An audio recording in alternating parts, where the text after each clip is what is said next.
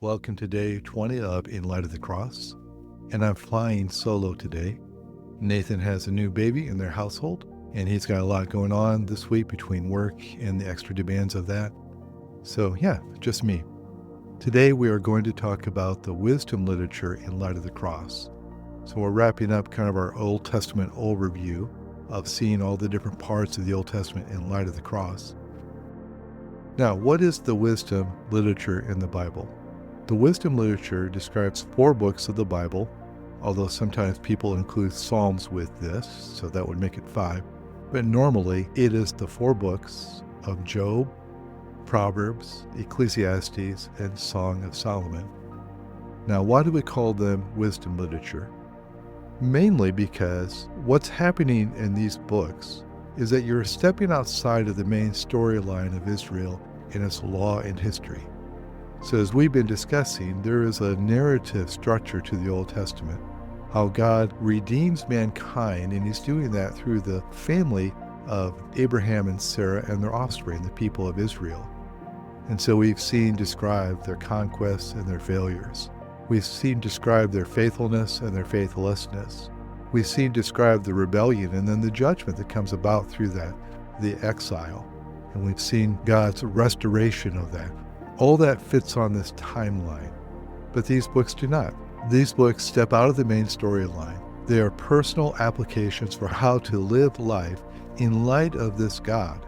So they're presupposing as a background all this narrative, all that God has revealed about himself and his ways, but they're not part of the narrative. They are personal applications of how to live in light of God.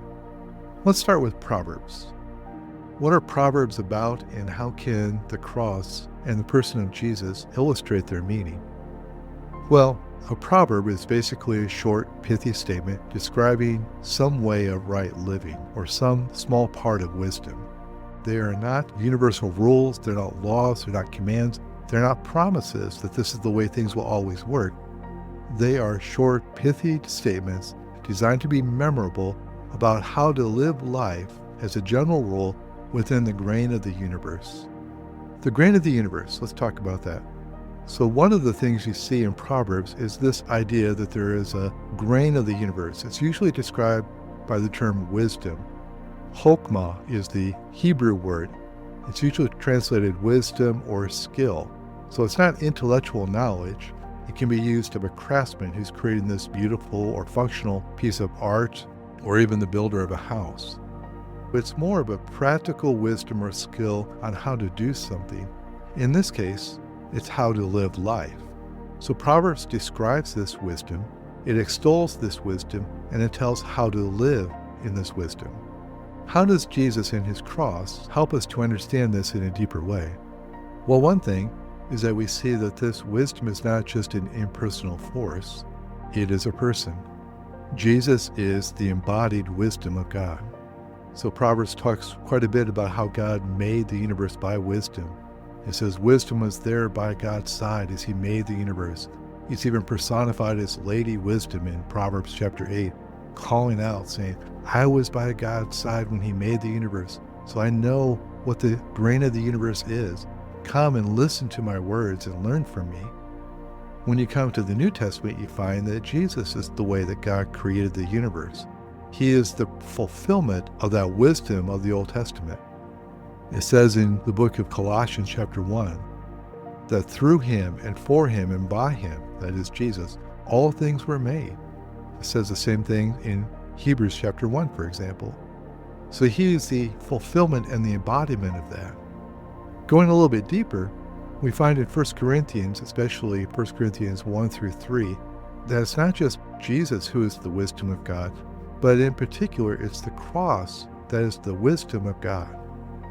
1 Corinthians 1:22, Jews demand signs and Greeks look for wisdom, but we preach Christ crucified, a stumbling block to Jews and foolishness to Gentiles or Greeks. But to those whom God has called, both Jews and Greeks, Christ the power of God and the wisdom of God. For the foolishness of God is wiser than human wisdom, and the weakness of God is stronger than human strength. Verse 30 says that Christ has become for us the wisdom from God. So the cross shows us something about wisdom that goes far beyond Proverbs. It doesn't repudiate the wisdom in Proverbs, but it goes far beyond it. And that is that the self-giving love of God, exemplified by the cross of Jesus Christ, is the true wisdom. The grain of the universe is loving others even to the point of sacrificing for them. The rulers of Jesus' time, the wise people, did not understand this, and the rulers and the billionaires and the powerful people of today don't either. They think wisdom, trying to get ahead in life, is by your own effort and self-aggrandizement, seeking treasures and pleasures for yourself. And the cross shows that the wisdom of God is exactly opposite to that. The second way that Jesus and the cross help us interpret a deeper understanding of Proverbs is that Jesus is the only one who fulfilled all this wisdom and righteousness that Proverbs talks about. So the book of Proverbs shows us how to live rightly, but Christ is the only one who has lived perfectly by those principles. He is the only one who has fully lived a life full of this kind of wisdom and blamelessness before God. And reading them Christologically shifts our focus from just receiving advice from the book of Proverbs to needing Christ's righteousness. It's not about whether I'm doing all these things rightly or not, but Jesus has done them, and he does them in a way I can't, so I need his righteousness. Now, what about the book of Job? Well, if you know the book of Job, you know the key question is unjust suffering. Why is someone who is a right person before God, Job, he's described as blameless by God himself twice in the first couple chapters of the book, suffering so severely, suffering so incredibly deeply? And you know how the book answers that? It doesn't, basically. The book ends with the answer of simply saying that Job would never be able to understand God's ways, because the gap between human wisdom and God's wisdom is so great.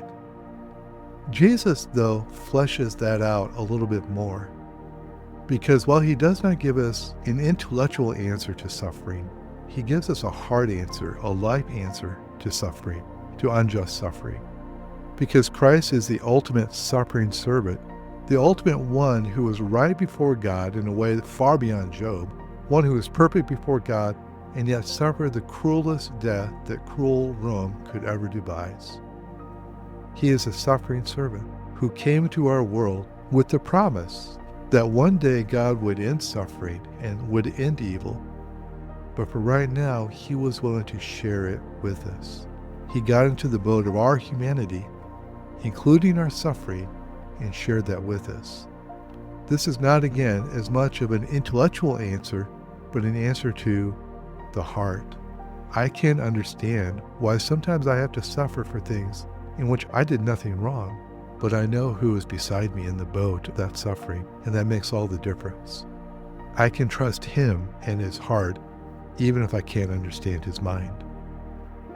What about Ecclesiastes? Ecclesiastes highlights the purposeless of life, of someone who is seeking all the treasures and pleasures that this world can give. He's grasping, he's receiving all of them, and he ends up saying it's all vanity, it's all empty, it's all purposeless. And Christ comes and lives a life directly opposite that. Instead of grasping and receiving, he gives and serves. And in that, he shows us the true purpose of life is not to grasp, but to give. Jesus himself, and especially through what he's done on the cross, shows that the true wisdom of God and the true point of life is to give myself for others. And in doing that, as Philippians chapter 2 talks about, then God gives his ultimate seal of approval upon Jesus and exalts him to the highest place. He doesn't give so that he is exalted. His exaltation is simply God's stamp of approval on this kind of life. So the cross tells us that the author of Ecclesiastes wanted the right thing. He wanted understanding about the purpose of life and its meaning, but he was seeking it the wrong way, by self-fulfillment, by grasping, by getting all the treasures and pleasures he could. And Jesus comes and shows the opposite is true, that real fulfillment in life and real blessing in life comes from giving instead of receiving. All right, one last one. We have to go through these so quickly because we're covering 4 of them in one episode. Song of Solomon, and of course it's a beautiful celebration of human, sexual, and marital love. And read on its own, apart from the cross, it's this beautiful affirmation that God created human marriage between a man and wife. He blesses that, including the romantic part, including their sexual union, and God approves of that because He is its creator. He celebrates that with us. Now, Jesus, of course, doesn't repudiate that at all. In fact, He performs His first miracle at a wedding in Cana of Galilee, thereby giving His stamp of approval upon this marriage ceremony between a young man and a young woman.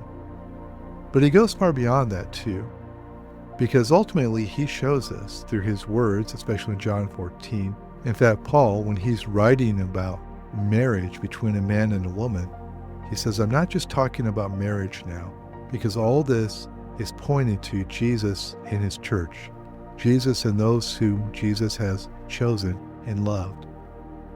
The marriage union, as beautiful and intimate and joyful as that is, especially when it's at its best, points to the intimacy and love and union and bliss, not of a physical kind, but of a spiritual kind, that we will have with Christ when He returns and all things are made new and God dwells with us.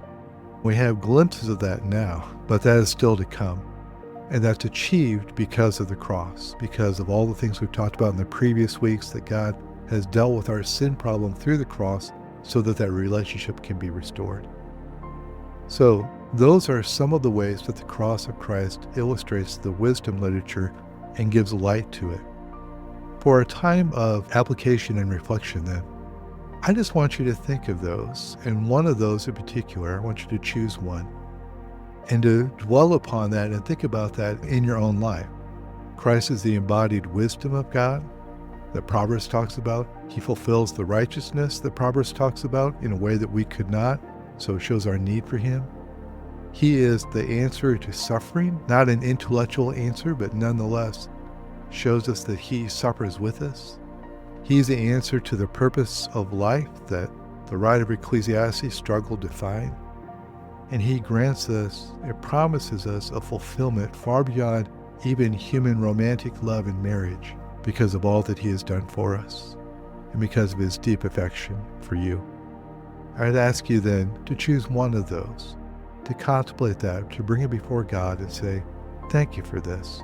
How can I live my life today in light of this?